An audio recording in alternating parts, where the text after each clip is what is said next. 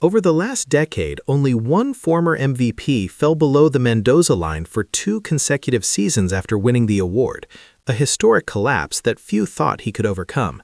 That player, Cody Bellinger, is now demanding an 8-year, $400 million contract, a figure that suggests his recent 29-homer resurgence wiped clean 3 years of offensive invisibility. The true absurdity isn't the number. It's the audacity required to even put it on the table. And that audacity is creating a crisis of confidence disguised as negotiation. Welcome back to 609 True News, where we dissect the monstrous contracts that warp the game. If you thought this high-stakes chess match between Scott Boras and the New York Yankees was just about dollars and cents, think again. This is a psychological war, and Bellinger's career hangs in the balance. The $400 million demand isn't just an aggressive opening bid, it's a declaration of war on team owners who value consistency over flash. Boras, the master manipulator, views Bellinger not as the player who struggled with a career OPS of .611 between 2021 and 2022, but as a dual-threat Gold Glove centerpiece who is still technically in his prime years, maximizing his leverage. As Boras would put it, and you know he's saying this behind closed doors, we are negotiating based on the scarcity of perfection, not the history of imperfection. He wants teams to remember the 2019 MVP season, where Bellinger posted an astronomical 8.9 WAR, not the subsequent years where his combined WAR sank to a negative figure. Essentially replacing him with replacement-level talent would have been an upgrade. We have to understand the Boras strategy.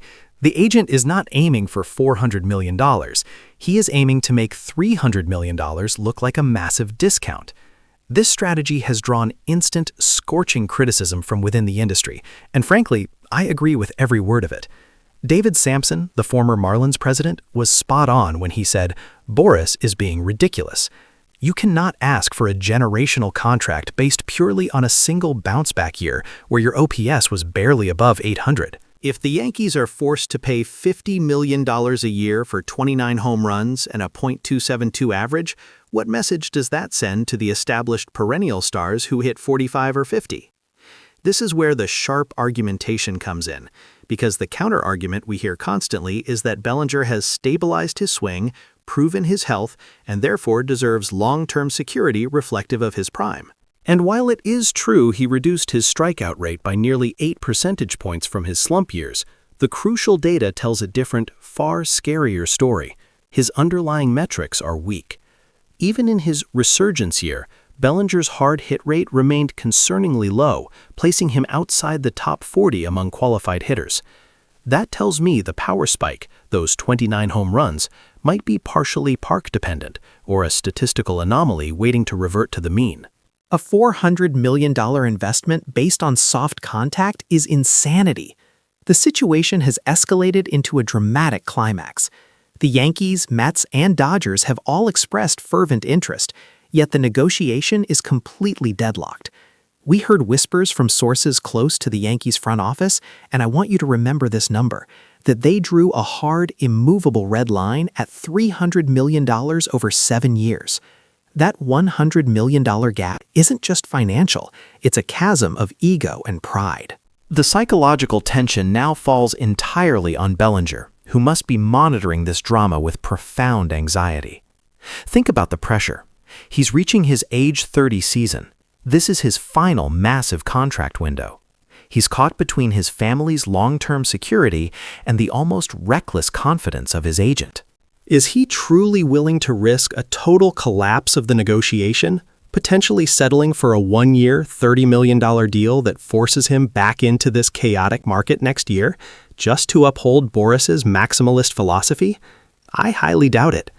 This is where the open loop comes into play.